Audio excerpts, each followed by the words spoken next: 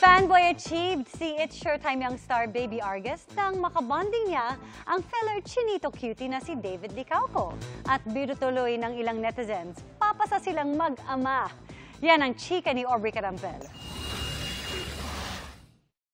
Nandito ako dahil may kailangan ako sa'yo. Ah! Nandito ka? Dahil kailangan mo ako? O kailangan mo ako? Kaya nandito ka.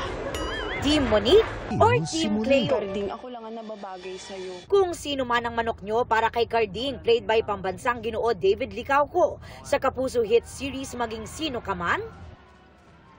Sabi nga nila na ang pag-ibig ang pinakamalakas na puwersa sa mundo. Aba, mukhang back to zero muna ang labanan.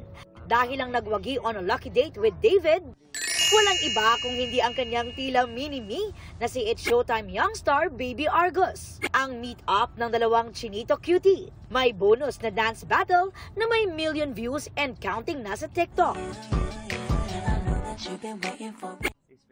May song cover din na pinusuan online. It's been raining in Manila, hindi ka ba nalalaman?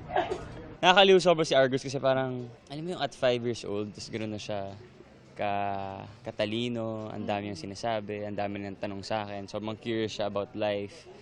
Tapos nakita ko na very bubbly siya. Biro nga ng ilang netizens para raw mag-ama sina David and Argus. Pwede mo na daw siyang anak.